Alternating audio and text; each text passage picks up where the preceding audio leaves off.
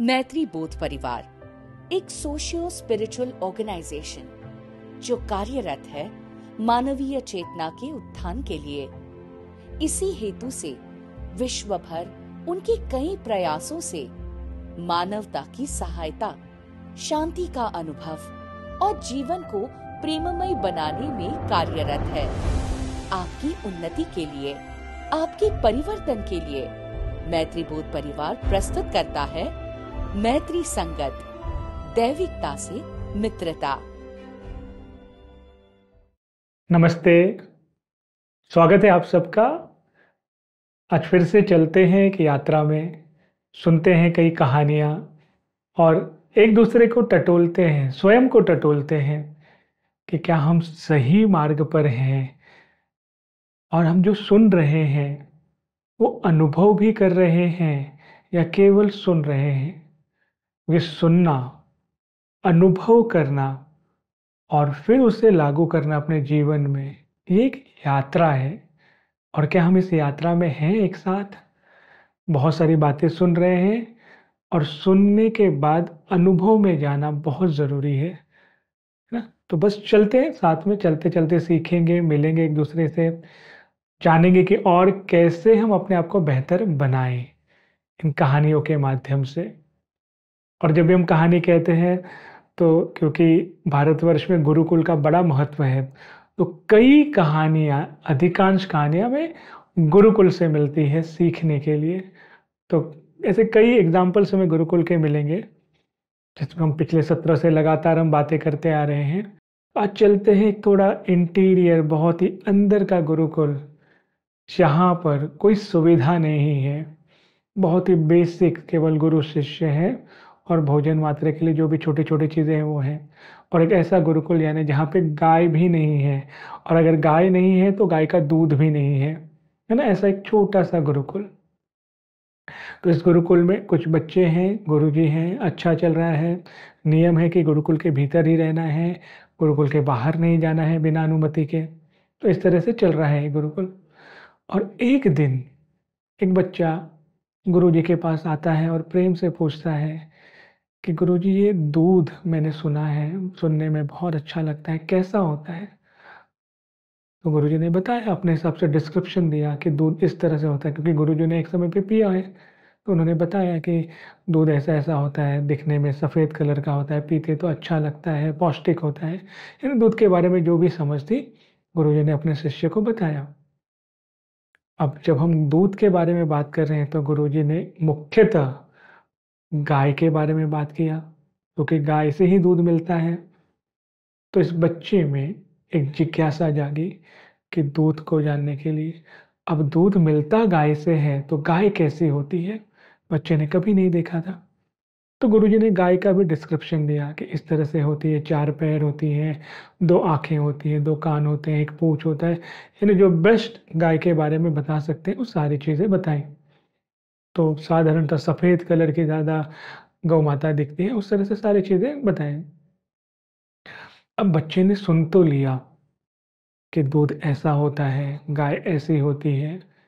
अब एक जिज्ञासा जागी जानने की कि कैसे होती है गाय, कैसा होता है दूध।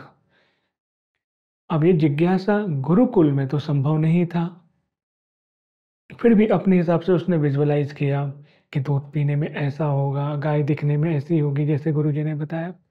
अब ये जिज्ञासा चल रही है। अब जिज्ञासा इतनी बढ़ गई कि इस शिष्य ने सोचा कि मैं कैसे भी देखकर ही आऊं कि गाय कैसी होती है और पीकर ही आऊं गाय का दूध कैसा होता है। अब इसके लिए बिना अनुमति से चुपके से इस शिष्य ने गुरुकुल के बाहर चला गया और गांव, पास ही में एक गांव था, वहां चला गया कि यहाँ जरूर मुझे गाय और दूध दिखेगा। घूमते घूमते घूमते कहाँ है, कैसे है, जैसा सोचा था वैसे दिखनी चाहिए, गुरुजी ने कहा था मुख्यतः सफ़ेद कलर की होती है, अपना ढूंढने में निकल गया। अब गांव में एक घर था जहाँ पे पेंटिंग चल रहा था, कलर का काम चल रहा था। और पुराने समय में ज़्यादातर जो पेंटिंग होता था चूने से किया जाता था, सफ़ेद चूने से।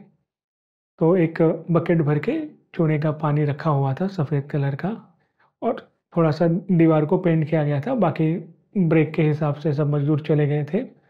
और उस घर जो जहाँ पे पेंटिंग हो रही थी वहाँ पे एक गाय तो थी, है ना। तो गाय थी, और ये जो अपना जो बकेट है जिसके अंदर चूने का पानी है वो गाय के साथ ही रखा हुआ था कि आएंगे तो वापस काम शुरू करेंगे। अभी जो विद्यार्थी है जो अपनी जिज्ञासा से जो गुरुजी ने बताया उसके हिसाब से देखते देखते पहुंच गया। अब पहुंचा तो जो विजुअलाइज किया था कि हाँ, गाय ऐसी होती है, बिल्कुल दिख गई, है ना। कि अरे हाँ, मुझे गाय तो मिल गई, वाह, मतलब आज मेरा टारगेट पूरा हो गया कि मैंने गाय को तो देख लिया। अब दूध कैसा होता है ये ज़रूर देखना चाहिए। और कोइंसिडेंस से वो जो बकेट था जिसमें चूने का पानी था उस गाय के साथ ही थोड़ी दूरी पे रखा था। अब जो विजुअलाइजेशन है, जो टीचिंग मिली है गाय और गाय के दूध के बारे में, गाय तो मिल गई, दूध होता है सफ़ेद कलर का, वो जो चूने का पानी था वो भी सफ़ेद कलर का था, तो मैच हो गया। यस, अगर ये गाय है तो इसके साथ रखा हुआ दूध ही होगा, ऐसा बच्चे ने सोचा। और ना यहाँ देखा ना वहाँ देखा, वो थोड़ा सा बकेट उठाया और उससे बकेट के ही सही दूध पिया, दूध समझ कर पिया। और जो ही एक घुट पिया, चूना हम सब जानते हैं बहुत गर्म, पीते ही वो बिल्कुल बोलते हैं ना, शरीर पूरा उसका कांपने लगा और वहीं पे गिर गया, मुँह से थोड़ा फेस आने लगा। गांव वाले दौड़े, देखे क्या हुआ, उपचार हुआ। पता चला कि पास ही के गुरुकुल का बच्चा है, जाकर गुरुकुल में छोड़ा गया। गुरुकुल में उनका भी दवा किया गया। थोड़ी देर बाद होश आया। जब होश आया तो गुरुजी ने बड़े प्रेम से पूछा कि बेटा क्या हुआ, सब ठीक है, ऐसा क्या हो गया कि तुम बेहोश हो गए। उसने कहा कि गुरुजी आप मुझसे बात मत कीजिए, आपको ना ना गाय के बारे में पता है, और गाय तो छोड़ दीजिए, आपको तो दूध के बारे में कुछ नहीं पता है। गुरुजी ने कहा ठीक है, मुझे कोई बात नहीं, मुझे नहीं पता है, लेकिन तुम अपना ध्यान रखो और जब ठीक हो जाओगे तो मुझे अच्छे से बताना कि हुआ क्या तुम्हारे साथ। शिष्य ने कहा मैं ठीक हूँ, मैं अभी ही बताता हूँ क्या हुआ। जैसा कि आपने मुझे बताया था, मेरी जिज्ञासा हुई और मैं गुरुकुल के बाहर गया अनुभव करने, देखने कि गाय कैसी होती है, और मैंने गाय देखा, जैसा आपने बताया था वैसे मुझे गाय मिल गई। गुरुजी ने कहा बहुत अच्छी बात है। फिर तो कहा कि फिर आपने जैसा दूध के बारे में बताया था, सफ़ेद कलर का होता है, गाय के साथ दूध का एक बकेट रखा हुआ था और मैंने वही पिया, जिसके कारण ही मेरा हालत हो गया, मुझे उल्टियाँ हुई, जिस तरह से मैं बेहोश हो गया। गुरुजी ने कहा ठीक है, मुझे सिर्फ इतना बताओ। गुरुजी के प्रश्न को अच्छे से समझें, हम सब के लिए है ये। गुरुजी ने कहा सिर्फ मुझे इतना बताओ कि गाय देखा, और क्या गाय का जो दूध है उसके थन से तुमने खुद मिल्किंग यानी थन से निकाल कर, खुद थन से निकाल कर दूध पिया था। तो इस बच्चे ने कहा नहीं, मैंने उसके थन से दूध निकाल कर नहीं पिया था, उसके साथ ही एक बकेट में रखा हुआ था, वो मैंने दूध पिया। तब गुरुजी कहते हैं कि गाय देखने तक ठीक है, लेकिन दूध पीने के लिए बहुत अच्छा होता है या तो अपने आँखों के सामने किसी ने दूध निकाला हो और फिर पियो, या फिर स्वयं अगर तुम थन से दूध निकाल कर पीते तो तुम्हारे साथ ये नहीं होता। तुमने क्या पिया ये तुम्हें ही मालूम है, लेकिन यदि अनुभव करना था तो स्वयं वो कृति करते तो अच्छा और सही अनुभव आता था। तुमने हालांकि किसी और की रखी हुई चीज़ को पिया है जो संभवतः और पूरी तरह वो दूध तो नहीं ही था जिसका तुमने अनुभव किया। तो तुमने मेरी बातें सुनी, बिना मेरी अनुमति से गाँव गए। मुझे भी पता है कि केवल बताने से समझ नहीं आता। मैंने सोचा था कि 2-3 दिनों में मैं खुद आश्रम में एक गाय लाऊंगा, दिखाऊंगा और आप सबको प्रत्यक्ष अनुभव दूंगा कि दूध कैसे निकाला जाता है और उस दूध का पान कैसे किया जाता है। क्योंकि तुमने बिना अनुमति से जिज्ञासा से गए, अच्छी बात है जिज्ञासा, लेकिन अगर अनुमति लेते तो मैं एक सही विद्यार्थी को तुम्हारे साथ भेजता, सही गाय तक पहुंचते, सही दूध मिलता, एक सही अनुभव मिलता। लेकिन ये भी जो अनुभव मिला है वो भी अच्छा ही है, क्योंकि ये अनुभव आगे सहायता करेगी कि सही अनुभव लेने के लिए सही मार्ग, है ना, सही कार्य और सही समय का इंतजार करते आना चाहिए। तो इस तरह से बातें हम सुनते हैं, जिसका अनुभव नहीं है वो सिर्फ डिस्क्रिप्शन से है, डिस्क्राइब अगर किसी ने किया है और फिर डिस्क्राइब के हिसाब से आप उसे इम्प्लीमेंट करने जाएंगे और इम्प्लीमेंट में भी आप खुद से नहीं करेंगे, किसी और पर निर्भर है, तो फिर मार्ग सही नहीं मिलेगा, अनुभव सही नहीं मिलेगा। इसलिए आपके गुरु, आपके आराध्य यदि कुछ कह रहे हैं, सुनो, उस पर चिंतन ज़रूर करो और जब इम्प्लीमेंट कर रहे हो तो अनुमति भी ले लो, ताकि वो मार्ग पर चलने का सही डायरेक्शन समझ में आए, सही सीख मिले। और यदि कुछ गलती होती है तो भी सहायक ही होंगे। यहाँ पे गुरुजी ने उसका हाथ नहीं छोड़ा, उपचार किया। वो जो गलती हुई उसमें भी सही सीख कैसे ले, ये उस शिष्य को और बाकी सभी शिष्यों को भी दिया। तो मार्ग दिखाने के लिए सच्चे गुरु हमेशा साथ होते हैं, बस हम धैर्य रखें, समय के साथ चले, अनुमति के साथ चले। ज़्यादा अगर जिज्ञासा है, अभी तुरंत करना सच में ज़रूरी है क्या? ये जानना हमें ज़रूरी है। हो सकता है गुरुजी ने जानबूझकर सिर्फ डिस्क्राइब किया ताकि देखे कि बच्चा क्या-क्या सोच सकता है, क्या-क्या कर सकता है। तो ये भी एक होता है, एक परीक्षण का ही एक भाग है जो हमें समझना होगा। तो यदि आप कुछ सुन रहे हैं, अनुभव के लिए जाना है, तो धैर्य साथ रखें, सही समझ साथ रखें, सही साथी साथ रखें और चलें, अच्छा ही अनुभव आएगा। तो सही ज्ञान का सही उपयोग होना ज़रूरी है। अब ऐसे ही आगे जब हम चल रहे हैं, इसी गुरुकुल में एक और शिष्य जिसको धनुर्विद्या में बहुत इंटरेस्ट था, तो उसने धनुर्विद्या सीखी और अपने गुरुजी के पास आया और कहा कि गुरुजी, धनुर्विद्या मैंने सीख ली जितना सीख सकता था, तो क्यों ना एक प्रतियोगिता रखी जाए ताकि पता चले कि किसे सबसे अच्छी धनुर्विद्या आती है। गुरुजी ने भी समझा, अच्छी बात है। तो उस पूरे गांव का जितना भी गुरुकुल था, वहां के लिए एक प्रतियोगिता रखी गई। तो जितने भी धनुर्विद्या जिन्होंने सीखी थी वो सब आए और ये विद्यार्थी सब में प्रथम आया, सबसे अच्छा धनुर्विद्या उसने सीखा। गुरुजी ने कहा कि मुझे पूरा, कहते ना कि आज प्राउड फील हो रहा है कि तुम पहले आए। तो उस विद्यार्थी ने कहा कि मैं इस गांव का प्रथम हूँ या फिर पूरे राज्य का। तो विद्यार्थी, गुरुजी कहते हैं कि ये तो केवल गांव के लिए ही था, तो हमें राज्य लेवल पे करना पड़ेगा। तो उसके लिए तुम्हें बड़े राज्य में जाना होगा, वहां जाकर इस धनुर्विद्या की शिक्षा लेनी होगी। तो गुरुजी ने क्या किया कि बड़े विद्यालय में उन्हें भेजा, वहां पर जाकर इसने धनुर्विद्या सीखी, वहां पे प्रतियोगिता रखी गई और पूरे राज्य में ये प्रथम आए और फिर पूरे देश में प्रथम आए। अब ये विद्यार्थी बहुत खुश हुआ कि पूरे देश में मैं प्रथम हूँ। और जो उनके नए गुरु थे उनको पूछा कि गुरुजी, धनुर्विद्या में मुझसे तो आगे अब कोई नहीं ना? तो गुरुजी बड़े प्रेम से कहते हैं, नहीं बेटा, तुमसे आगे तो मैं हूँ। तो तुमने जो भी धनुर्विद्या सीखी है, क्योंकि मैंने सिखाई है, तो इसलिए मैं तुमसे आगे हूँ।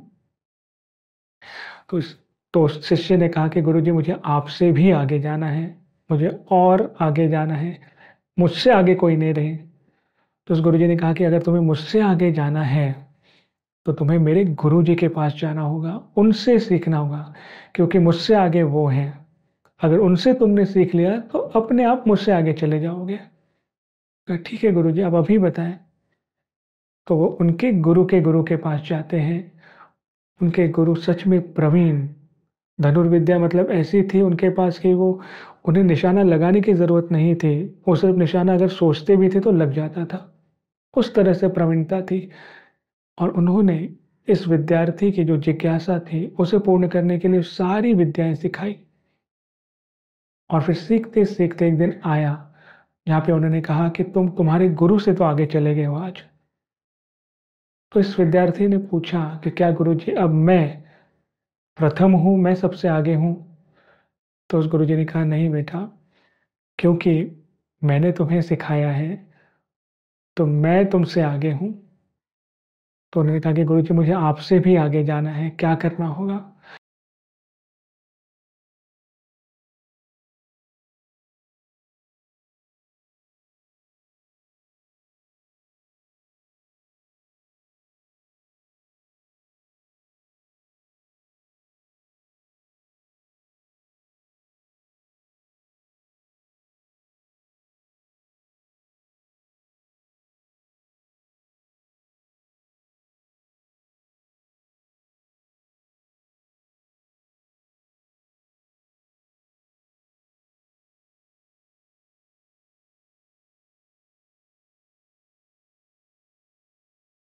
वहाँ पर उन्होंने अपने गुरुजी को चिट्ठी दी, कहा कि इन्होंने दिया है, आप मुझे धनुर्विद्या सिखाएं।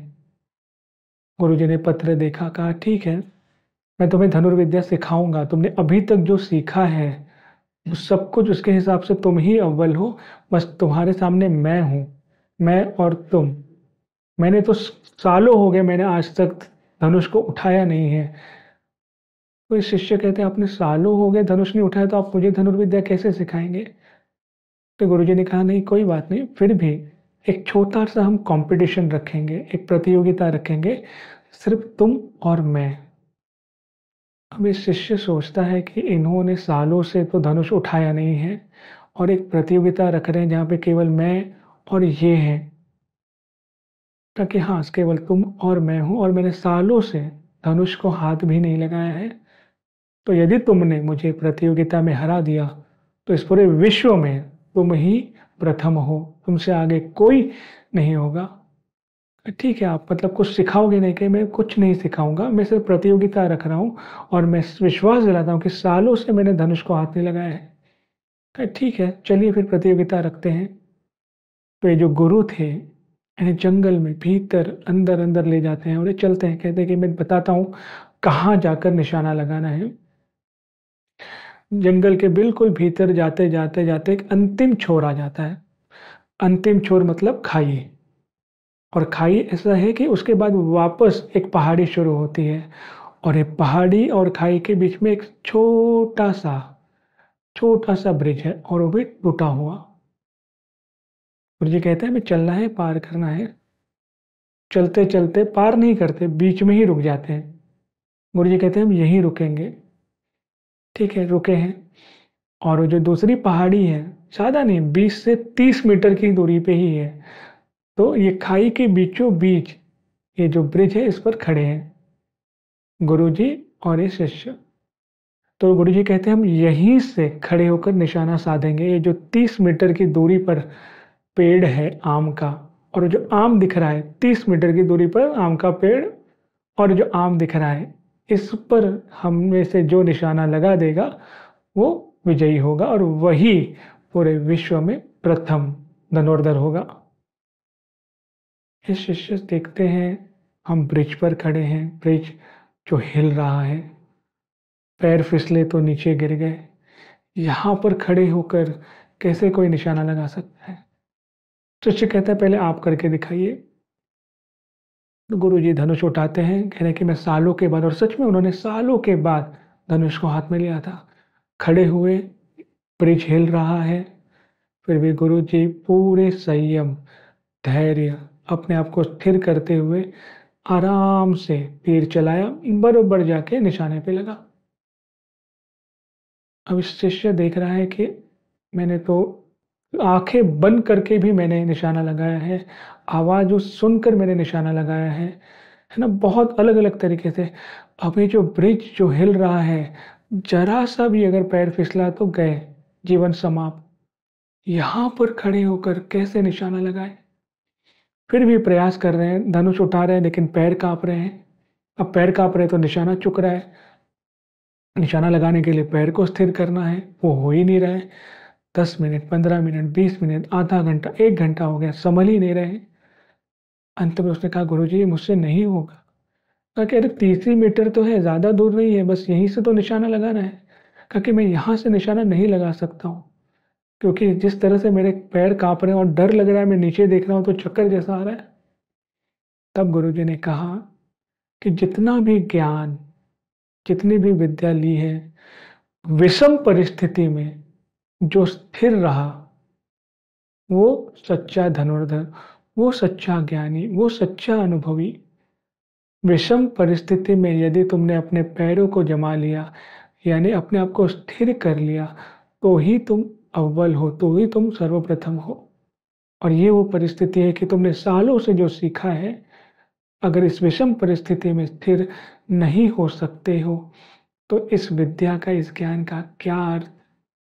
गुरुजी ने उसका हाथ पकड़ा, धैर्य दिया और कहा अब निशाना लगाओ।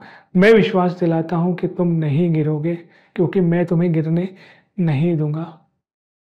और फिर उस विश्वास से धनुष उठाया, तीर चलाया और लगा। क्यों? क्योंकि गुरु ने हाथ थामा था, विश्वास दिलाया था। गुरु ये नहीं चाहते थे कि वो हारे, जीतना चाहते थे, क्योंकि सच में इस विद्यार्थी ने बहुत से पड़ाव पार कर वहां तक पहुंचे थे। और वो अंतिम सीख थी, जहाँ पर विषम परिस्थिति यानी जीवन भी चला जाए, ऐसी परिस्थिति में भी कैसे स्थिर होते हैं, वो सिखाया। फिर उसके बाद गुरुजी ने उसको बहुत से प्रैक्टिस कराए, हम्बल बनाया, कैसे शांत स्थिर रहकर कार्य करें और केवल अव्वल बनने ना जाए, विद्या सीखें जीवन को संतुलित करने के लिए, ना कि केवल प्रथम बनने के लिए। वो ज्ञान देकर भेजा। तो ये सानिध्य, ये अनुभव जीवन में बहुत ज़रूरी है। इसलिए हमने जितना भी पढ़ा है, जितना भी सुना है ना, इसका उपयोग विषम परिस्थिति में अगर स्थिरता से करेंगे, मतलब वो सत्य है। तो सत्य वही जो हमें स्थिर बनाता है, और वो अनुभव से आता है। और ये हम सब जान लें, समझ लें कि सच्चा अनुभव वह जिसके बाद किसी भी अनुभव की आवश्यकता ना रहे। जीवन में ऐसा अनुभव मांगे जिसके बाद सच में किसी और अनुभव की लालसा ही ना रहे। तो ज्ञान बढ़ाते ना जाए, वो ज्ञान अनुभव में कैसे मिले, कैसे पाए, उसके पीछे जाए हम सब। यही गुरुकुल में आगे चलकर एक विद्यार्थी जो भाव रखता था अपने आराध्य के प्रति, अपने गुरु के प्रति, अच्छा ही भाव था। भाव रखना अच्छी बात है, अपने गुरु के प्रति प्रेम रखना अच्छी बात है, लेकिन अपने गुरु के सामने सदा सत्य बन के रहना बहुत ज़रूरी है। अपने आराध्य के सामने जो सत्य भाव है वो रखें। तो गुरु जी अब बैठे हैं, कुछ सिखा रहे हैं। सिखाने के बाद सभी ने जो भी अपने ग्रैटिट्यूड एक्सप्रेस करना था, वो ग्रैटिट्यूड एक्सप्रेस कर रहे थे। तो ये विद्यार्थी गुरु जी के पास जाते हैं और कहते हैं कि गुरु जी, मेरे जीवन में मैंने जो भी पाया है सब आपका है, आपके कारण मुझे ज्ञान मिला। ये भाव अच्छा है और रखना भी चाहिए। फिर शिष्य आगे कहते हैं कि गुरु जी, मैं सच कहूँ तो मैं आपके चरणों की धूल हूँ। कहते हैं मैं आपके चरणों की धूल हूँ। सब बैठे हैं, सब ने कहा अरे वाह क्या भाव है। गुरु जी को कह रहे हैं कि मैं आपके चरणों की धूल हूँ। गुरु जी सुनते हैं और कहते हैं थोड़ा सा आवाज ऊंचा करके, तुमने सही कहा, तुम मेरे चरणों की धूल ही हो और धूल ही रहोगे। तुम्हारे पास कुछ ज्ञान नहीं है, कुछ समझ नहीं है, तुम धूल ही हो। अब सबके सामने गुरुजी ने उसे इस तरह से कहा। अब इस शिष्य थोड़ा सहम गया। गुरुजी ने मुझे सबके सामने ऐसा कह दिया कि मैं धूल ही हूं। वो बच्चा सुन के चुपचाप जाकर कोने में बैठ गया। गुरुजी और शिष्य से बात करने लगे और ये बस शांत होके आंखें नीचे, सर नीचे। ऐसा लगा कि मेरा सबके सामने अपमान हो गया। गुरुजी से तो मैं प्रेम से ही गया था, प्रेम से ही कहा कि मैं आपके चरणों की धूल हूं। और गुरुजी ने आवाज ऊंची करके सबके सामने कहा, हाँ तुम चरणों की धूल ही हो और धूल ही रहोगे। ज्ञान नहीं है तुम्हें, समझ नहीं है तुम्हें। ऐसे शब्द, ऐसे वाक्य हृदय में जोर से लगे। वो शिष्य सच में समझ नहीं पा रहा था मैं क्या करूं, कैसे सबको मुंह दिखाऊं। बस कोने में जाकर बैठा है, सोच रहा है। थोड़ा समय हुआ, गुरुजी जब एक एक करके सबसे बात कर रहे थे, प्रेम से उस शिष्य की तरफ देखते हैं और पुकारते हैं, आओ यहाँ पर, क्या हुआ बोलो। तो शिष्य कहता है कुछ नहीं गुरुजी, कुछ नहीं। तो गुरुजी पूछते हैं बुरा लगा, दुख हुआ। उसने कहा नहीं नहीं गुरुजी, मुझे कुछ बुरा नहीं लगा, कुछ दुख नहीं लगा। फिर गुरुजी कहते क्या हुआ, क्यों फिर सर झुका कर क्यों बैठे हो, जो है वो बोलो और अभी बोलो।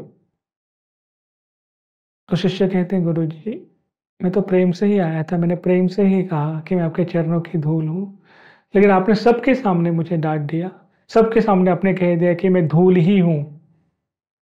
तो गुरुजी कहते हैं हाँ, तुमने ही कहा कि चरणों की धूल हो, वही मैंने दोहराया ना कि धूल ही हो। तो धूल जो होता है वो जमीन पर होता है।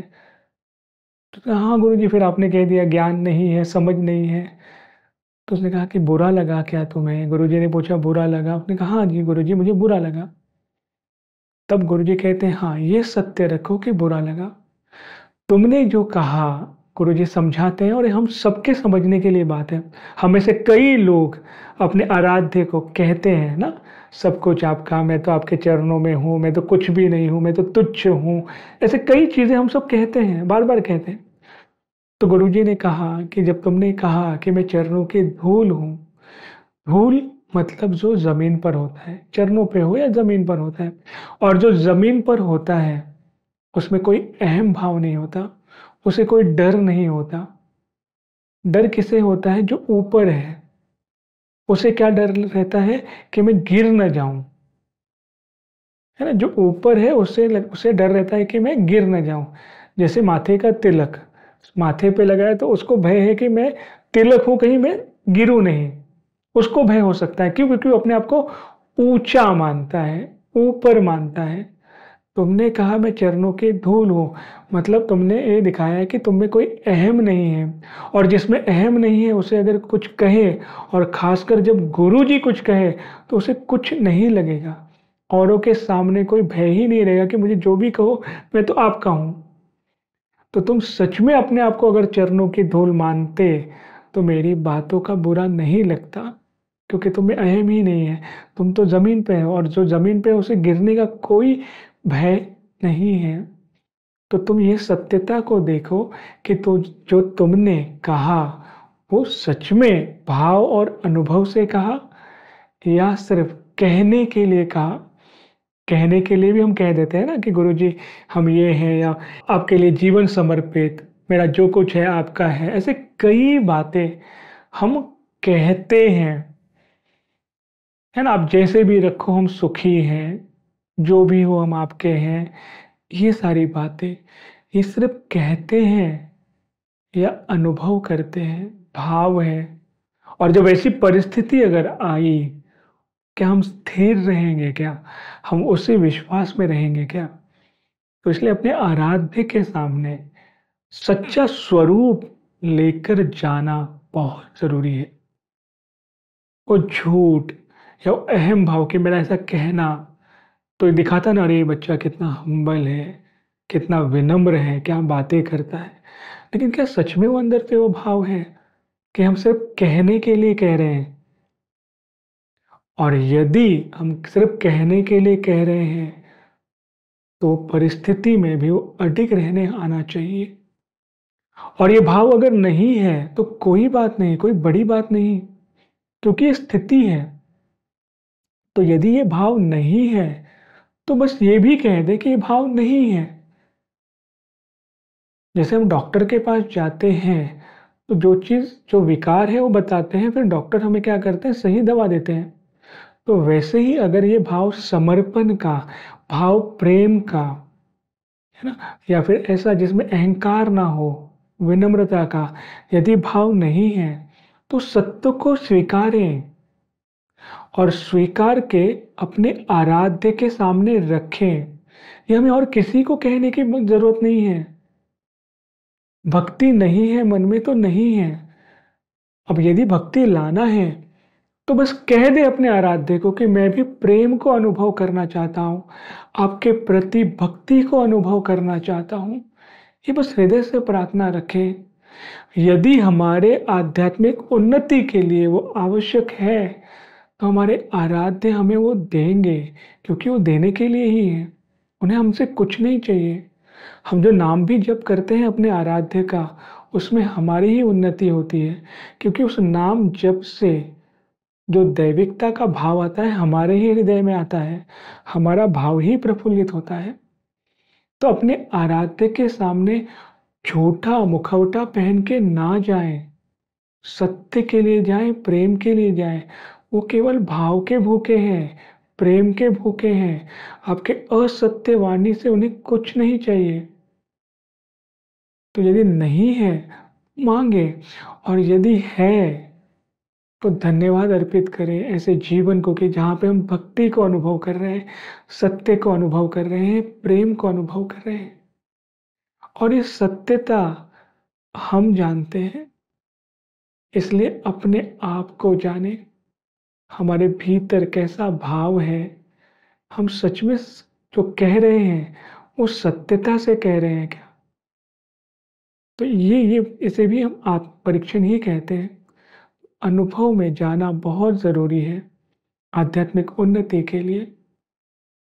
और आगे हम जब चलते हैं इसी गुरुकुल में, यही गुरुजी सिखा रहे हैं।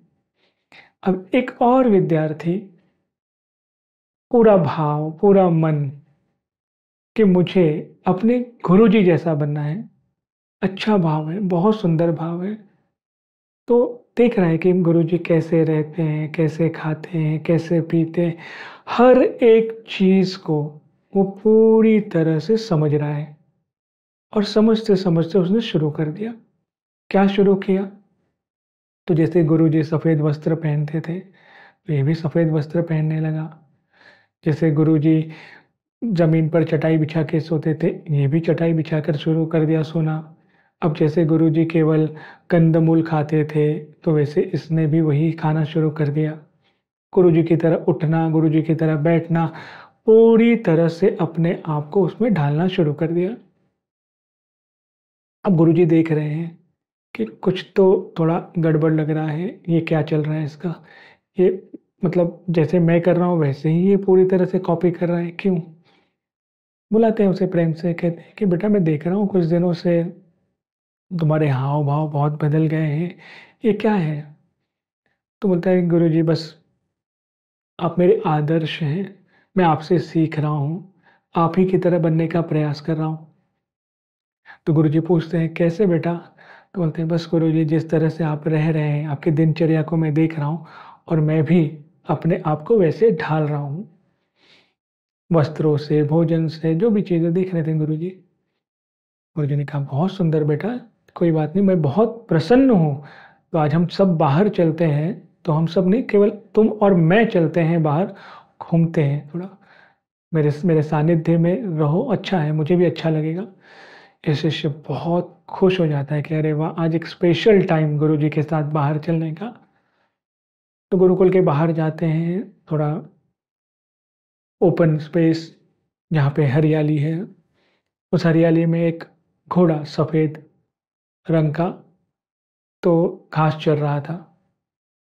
गुरुजी बोले अरे अरे वाह, देखो कि क्या है ये सामने? तो उनका कि गुरुजी घोड़ा है, बोले बहुत सुंदर। घोड़े का कलर क्या है? गुरुजी सफ़ेद कलर का है, बहुत सुंदर। और घोड़ा क्या कर रहा है इस समय? घास खा रहा है, ना हरी हरी चीज़ें खा रहा है, सुंदर। और ये घोड़ा रहता कहाँ है? कहा कि घोड़ा मतलब यहीं पे आसमान के नीचे, मतलब ओपन स्पेस में, मतलब बहुत सुंदर। तो गुरुजी कहते हैं फिर ये तो पूर्ण मेरी तरह हो गया ना? तो शिष्य कहता है मतलब कैसे गुरुजी?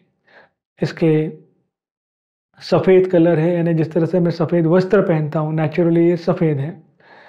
और ये हरी घास खा रहा है, जैसे हम कंदमूल खाते हैं ये भी वही खाता है। हम ज़मीन पर सोते हैं तो ये भी पूरा ओपन स्काई के नीचे ओपन वही सोता है।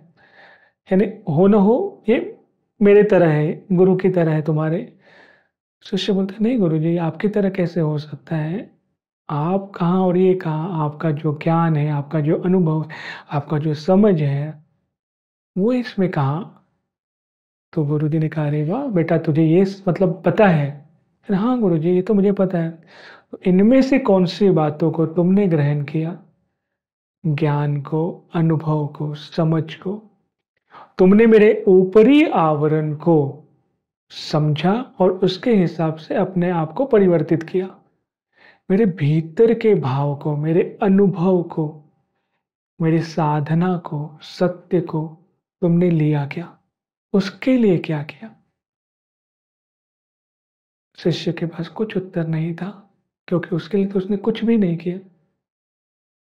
हम जिसे अपना आदर्श मानते हैं, किसी की तरह बनने जाते हैं, बहुत अच्छा होगा कि हम हमारी तरह बने, अपनी तरह बने। कुछ अगर किसी से सीखना है तो उसमें जो अच्छा भीतरी है उसको सीखे। जैसे गुरु के से ज्ञान ले, समझ ले, अनुभव ले, सानिध्य ले। ऊपरी आवरण को सीख कर कुछ परिवर्तित नहीं होगा, जबकि एक और लेयर बन जाएगा आपके भीतर कुछ जाने के लिए। किसी के ऊपरी आवरण से सीखना कभी भी फलदायी नहीं होगा। भीतर के भाव को जाने, भक्ति को जाने, और उसके लिए अपने भीतर जाना जरूरी है। अपने भीतर जाकर अपने आराध्य से मिलना जरूरी है। भीतर जाके आराध्य से प्रार्थना करना जरूरी है कि मेरे जीवन में कुछ ऐसा हो कि आप मुझे जो सिखाना चाहते हैं, आप जो मुझे बताना चाहते हैं, वो सीखूं, उसे अपने जीवन में लागू करूं। हम जिस किसी प्रोफेशन में हैं, जिस किसी कार्य में हैं, उसको करते हुए भीतर से, अंदर से, अपने आराध्य से हमेशा कनेक्टेड रहना, वो सच्चा साधना है। अब जो कुछ भी कर रहे हैं, आपका जो भी प्रोफेशन, वो करते करते भीतर से वो बॉन्ड बने, उसके लिए हम सजग हो। ये ऊपरी वेशभूषा बदलकर कभी भी कुछ नहीं मिलेगा, कभी कुछ समझ में भी नहीं आएगा। केवल वो लेयर्स बनते जाएंगे, अहंकार ही बढ़ेगा, नासमझी ही बढ़ेगी, अपने आप को विद्वान मानने का एक भ्रम बनता रहेगा। मिलेगा कुछ नहीं। यदि कुछ मिलेगा तो भक्ति से मिलेगा, भाव से मिलेगा, और उसके लिए अपने आराध्य के साथ, अपने स्वयं के साथ समय बिताना होगा। इतना हमारे भीतर जाएंगे उतना सत्य उजागर होगा। तो ये सब बाहरी आडंबर से दूर रहकर अपने भीतर जाने का प्रयास करें, अपने साथ समय बिताने का प्रयास करें। यदि हम किसी को मानते हैं अपना आराध्य, उनकी जो सीख है, उस सीख के साथ चलने का प्रयास करें। और अगर वैसी स्थिति नहीं बन रही है तो प्रार्थना करें, प्रार्थना के भाव में रहें, भक्ति करें, भक्ति के भाव में रहें। सब कुछ मिल जाएगा, सब कुछ। और हमें कुछ छोड़ने की ज़रूरत नहीं है। सब कुछ रखते हुए भी भीतर से कैसे परिवर्तन आए, उस पर विचार करें। तो अपने साथ सत्य रहें, जो विचार है अंदर वो सत्य निष्ठता रखें अपने आराध्य से। मेरे अंदर ये भाव नहीं है तो नहीं है, वो सत्य निष्ठता से कह दें। और वो सुनते हैं, और सिर्फ सुनते ही नहीं, सहायता करते हैं वो अच्छी स्थिति बनाने के लिए। लेकिन हमें सत्यनिष्ठ होना होगा। भीतर कुछ और है, मुख पर कुछ और है, ये कभी भी सहायक नहीं है। तो हम क्या चाहते हैं अपने आराध्य से, ये जाने। हम क्या चाहते हैं अपने जीवन से, ये जाने। और ये कोई और नहीं बताएगा, हमें ही बैठना पड़ेगा हमारे साथ, और जानने के लिए, और समझने के लिए, और हमारी उन्नति के लिए जो भी चाहिए ये पूरा ब्रह्मांड देता है। जो सहायता चाहिए आध्यात्मिक उन्नति के लिए ब्रह्मांड देता है। बस जीवन को जिए और भीतर से अपने आराध्य से कनेक्टेड रहे। इसी गुरुकुल में आगे चलते चलते जब गुरुजी को लगा कि मेरा समय हो गया है, अब मुझे चलना चाहिए, और मेरे शिष्य में से किसी एक को आगे ले जाने का समय आ गया है। अब वो कौन पता नहीं। तो गुरुजी बस बैठ गए, सभी शिष्यों को बुलाया और कहा कि अब मैं अपनी आगे की यात्रा के लिए निकलना चाहता हूं। तो मेरे पास जो कुछ भी है उस पर तुम सभी का अधिकार है। तो मैं तुम्हें वो भेंट देना चाहता हूं। आप सब आ जाएं और जो चाहे मुझसे ले लें, क्योंकि मेरे पास जो कुछ है वो तुम सबके लिए है, तुम्हें ही देना है मुझे। तो ये कितनी अच्छी बात है जीवन में। तो गुरु के द्वारा दिया हुआ कोई भी गिफ्ट मिले और जीवन में आजीवन हमारे पास रहेगा। तो सारे बच्चे हर्षित थे, खुश थे कि अरे वाह, आज गुरु जी के द्वारा कुछ मिलेगा, उनकी वस्तु। तो सब लाइन से खड़े हो गए। एक विद्यार्थी बस कोने में बैठ के रो रहा है गुरु जी के। वो क्यों रो रहा है? क्योंकि गुरु जी ने कहा ना कि मैं आगे की यात्रा के लिए जा रहा हूँ, यानी अब गुरु जी नहीं मिलेंगे। और गुरु जी बड़े प्रेम से बैठे हैं कि ले लो जो चाहे। एक एक करके आए, किसी ने उनकी पादुका ली, किसी ने उनकी माला ली, किसी ने उनका कमंडल लिया, किसी ने उनका आसन ले लिया। ऐसे करके एक एक चीज सभी ने गुरु जी के लिए। केवल एक ही भाव था, सच सबका अच्छा और सच्चा भाव था कि गुरु जी का वस्तु हम आजीवन अपने पास रखेंगे, उनकी यादें बनाकर। सबको उन्होंने दे दिया। अब एक शिष्य बस रो रहा है देखकर। गुरु जी ने बुलाया उसे, कहा कि अरे बेटा आओ, क्या हो गया? मांगो, तुम भी मांगो, क्या चाहिए, मैं क्या दूं?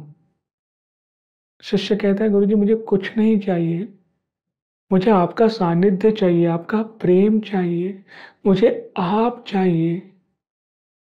आप आगे की किस यात्रा में जा रहे हैं मुझे नहीं पता, लेकिन मैं आपके साथ रहूं, आपकी सेवा करूं। मुझे वस्तु नहीं चाहिए, मुझे कुछ ऐसा दे दीजिए कि बस मैं आपके साथ रहूं। ये भाव है। हम वस्तुओं के पीछे हैं या सच में अपने आराध्य के लिए हैं? इसलिए बार बार यदि कोई कुछ कहता है, जैसे हम हवन करते हैं, पूजा अर्चना करते हैं, बहुत से लोग पूछते हैं कि अरे जीव जी, हमें समझ में नहीं आ रहा है हम क्या मांगे। तो मेरे हृदय से एक ही उत्तर निकलता है कि आप कुछ मांगने से अच्छा उन्हीं को मांग लो। यानी अपने आराध्य से मांगने से अच्छा अपने आराध्य को मांग लो, है ना? यही यही चतुराई तो अर्जुन ने की थी ना, हम सब जानते हैं। उन्होंने क्या कहा, मैं माखन लेकर क्या करूंगा, मुझे माखन चोर चाहिए। यानी मैं नारायणी सेना लेकर क्या करूंगा, मुझे स्वयं नारायण चाहिए। और इस विद्यार्थी ने भी वही कहा कि गुरुजी मुझे वस्तुएं नहीं चाहिए, मुझे आप चाहिए, आपका सानिध्य चाहिए। मैं आपके साथ रहूं, सेवा करूं, आप जो आदेश देंगे मैं वो करूं, मुझे वस्तु नहीं चाहिए। अब ये भाव, गुरुजी ने कहा लेकिन फिर भी मैं तुझे दूंगा।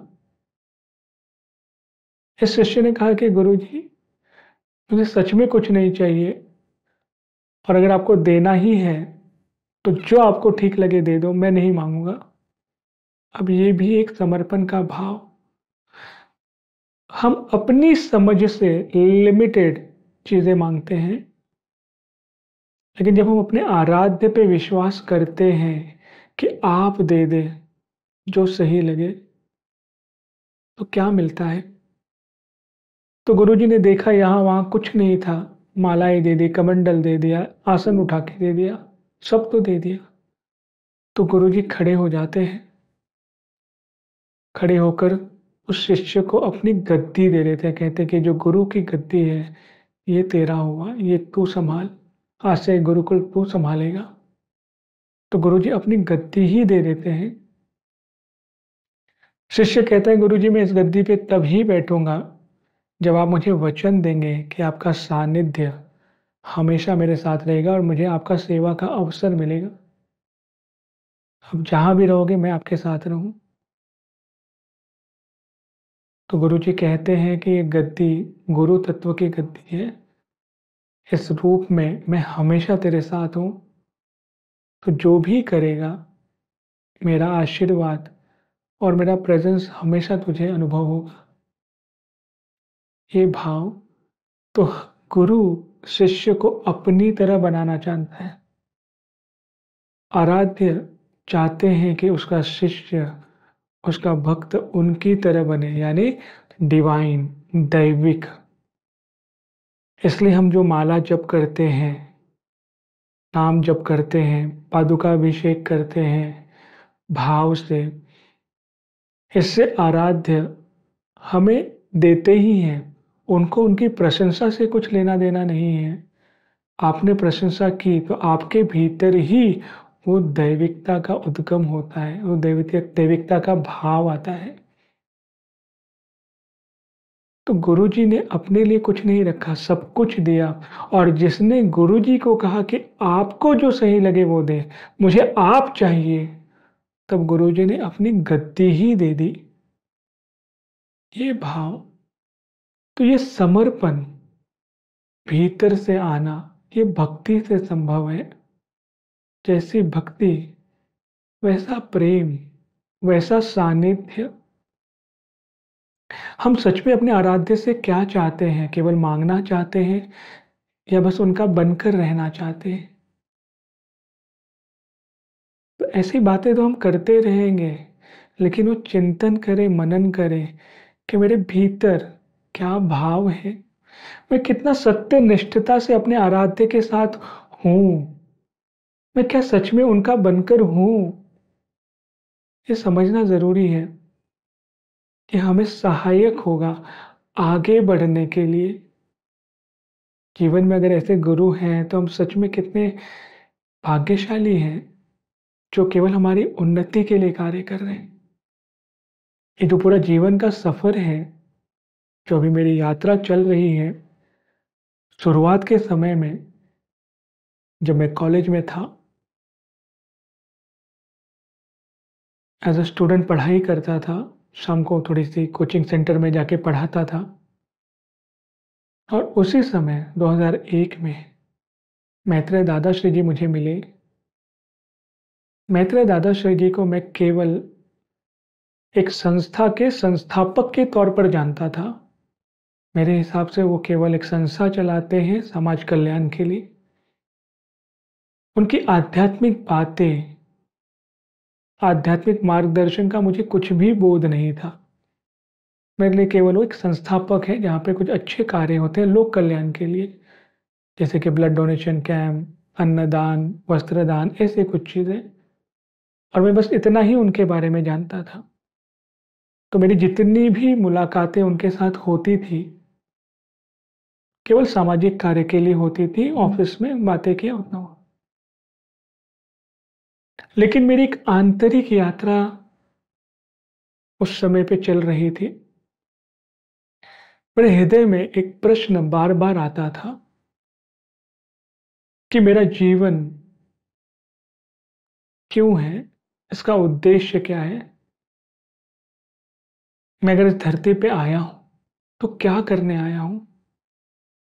मेरे जीवन में सही मार्गदर्शन मिले ताकि मैं आगे चल सकूं, मेरे जीवन के उद्देश्य को जान सकूं। और इसके लिए मैं अलग अलग साधनाएं करता था। मुझे अच्छे से याद है, तब मैं माँ गायत्री की उपासना करता था, उनके मंत्र का जाप करता था और हर जाप के बाद यही कहता था कि माँ मुझे मार्गदर्शित कीजिए, या तो मुझे जीवन में कोई ऐसा मार्गदर्शक दीजिए जो मुझे बताए कि मुझे आगे क्या करना है।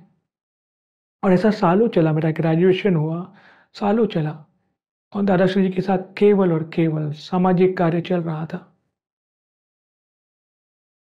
और एक कई सालों का ये जो जब तब, एक रात अचानक कुछ 12 बजे के आसपास मैं उठा, माँ गायत्री के सामने बैठा और उनसे कहा कि माँ मुझे अब तो मेरा मार्गदर्शक दे दो, मुझे मेरे जीवन का उद्देश्य आप ही बता दो, या तो कोई मार्गदर्शक दे दो। या तो मेरे जीवन का अंत कर दो, मैं ऐसे और नहीं रह सकता, कृपया मेरी सहायता करें। बस ये प्रार्थना करते करते मुझे पता नहीं रोते रोते मैं कब सो गया। सुबह हुई, मैं कॉलेज जाने के हिसाब से निकला और सुबह ही सुबह मुझे दादाश्री जी का फ़ोन आया। मेरे लिए भी आश्चर्य था कि सुबह फ़ोन। उन्होंने पूछा मुझे कि आज शाम को क्या कर रहे हो? मैंने बताया कुछ नहीं, बस क्लास है लेकिन मैं फ्री हूँ, मैं आ सकता हूँ। तो उन्होंने कहा ठीक है आप आइए। तो मुझे लगा ऑफ़िस में बुलाएँगे, लेकिन नहीं, उन्होंने घर पर बुलाया। ये पहली बार ऐसा था कि ऑफ़िस के अलावा मुझे घर पर बुलाया जा रहा है। दादाश्री जी ने घर पर बुलाया। मैं था आश्चर्यचकित था कि घर पर मीटिंग, ठीक है कुछ कारण होगा। मैं कॉलेज और दूसरे सारे काम ख़त्म करके एक तैयारी के साथ, तैयारी किसकी, क्योंकि वो संस्थापक हैं एक सामाजिक संस्था के, तो ज़रूर कोई ना कोई सामाजिक कार्य के लिए या कोई इवेंट्स के लिए बुलाया होगा। तो मैंने अपने हिसाब से कुछ इवेंट्स प्लान करके उनके पास गया। घर पर वो मिले, मुझे चाय पिलाया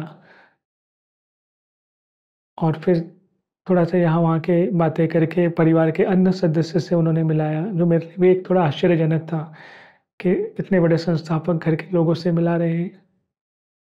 अभी जब मैं आपसे बात कर रहा हूँ तो पूरा बोलते हैं विज़न सामने आ रहा है कि किस तरह से हुआ था, क्या कपड़े पहने हुए थे, किस तरह से उनका घर था, चाय जो मैंने पी उसका स्वाद आपसे बात करते-करते आ रहा है। फिर उन्होंने कहा कि हम चलते हैं बाहर। उनके घर के समीप ही एक स्कूल था जो शाम के समय बंद हो चुका था और एक वृक्ष के नीचे फिर हम बैठ गए। तो मैंने थोड़ा इवेंट्स की बातें की कि दादा हम ये इवेंट कर सकते हैं, इसका प्लानिंग कर सकते हैं, और वो धैर्यपूर्वक सुन रहे थे सब। तो उन्होंने मुझे पूछा कि हो गया, अगर कुछ इवेंट्स की बातें पूरी हो गई तो हम कुछ और बातें करते हैं। तो कहा हाँ दादा कहिए ना। तब उन्होंने कहा कि जीव, हालाँकि उस समय मेरा नाम जीव नहीं था, उन्होंने कहा कि मुझे ऊपर से संदेश आया है कि मैं तुझे गाइड करूँ तेरे जीवन के बारे में। तुझे क्या करना है, तू स्वीकार करेगा।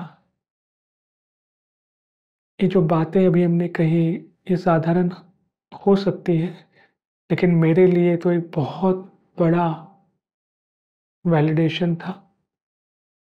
वो प्रार्थना जो मैं देवी माँ के सामने करता हूँ, जिसके बारे में मैंने कभी किसी से कुछ भी नहीं कहा, किसी से चर्चा नहीं की, और मैं कैसे भी कह सकता था किसी के मैं ऐसी प्रार्थना कुछ कर रहा हूँ। वो प्रार्थना के बारे में दादाश्री जी को किसने बताया कि संदेश मिला है कि मैं, वो मुझे मार्गदर्शन करें। कल ही रात को रोकर सोया हूँ और आज मुझे मेरा मार्गदर्शन देने वाला मिल गया। मेरे भीतर जो भी था, मैं ये नहीं कहूँगा कि मेरा अपना कुछ था। ये ईश्वर की ही कृपा थी कि जिन्होंने मुझसे इतना साधना करवाया, जिन्होंने मुझे इस लायक बनाया कि ऐसे मार्गदर्शक मेरे जीवन में आए, मैं पात्र बनूँ। उन्होंने पात्र बनाया, या तो उनको मुझ पर दया आ गई कि इसको मैं पात्र बनाकर ऐसा मार्गदर्शक दूँ जीवन में। मैत्रेय दादाश्री जी हमारे दैविक मित्र, उसके बाद से उन्होंने लगातार लगभग 11 सालों तक साधना, शिक्षा, दीक्षा, समझ, अनुभव सब कुछ दिया, केवल एक ही उद्देश्य से, हम सबका परिवर्तन हो, हम सब आगे बढ़े जीवन में। तो एक प्रार्थना कैसे मैनिफेस्ट होता है, और आज भी है, बहुत ही कम लेकिन है, जो हमारी उन्नति के लिए, केवल हमारी आध्यात्मिक उन्नति के लिए कार्य करते हैं। ऐसे बहुत ही कम दैविक लोग हैं, और हमारे जीवन में अगर ऐसी दैविकता का प्रेजेंस है तो सच में कृपा है हम सब पर। और जब ये कृपा है तो उसे स्वीकार करें, और केवल स्वीकार ही नहीं, अपने जीवन में उसे लागू करें। आज जो भी हमने शुरुआत से बात की है उसकी महत्वता को समझें कि कैसे इस गुरुकुल में एक शिष्य गाय और दूध के अनुभव के लिए बिना अनुमति के निकलता है, फिर भी गुरुजी उसे प्रेम ही देते हैं। बिना अनुभव के किसी और पर आधारित होकर चूने का पानी पी लेना। ज्ञान को अनुभव में बदलने के लिए भी एक तरीका होता है। कैसे सबसे बड़ा या प्रथम धनुर्धर बनने के लिए गुरुजी ज्ञान देते हैं कि विषम परिस्थिति में हमारे जो पैर हैं वो डगमगाए नहीं, स्वयं गुरुजी पकड़ते हैं, बोध कराते हैं कि विषम परिस्थिति में कैसे हम खड़े रहकर कार्य करें।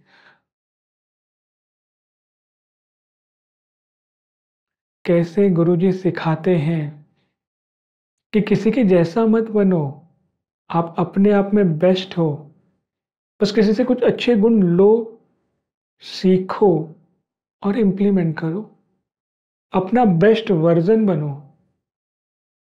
कैसे गुरु सिखाते हैं कि अगर आप समर्पण का भाव रखते हो तो गुरु अपनी गद्दी भी दे देता है, क्योंकि गुरु चाहता है, अपने आराध्य चाहते हैं कि आप उनके जैसा या उनसे भी श्रेष्ठ बनो।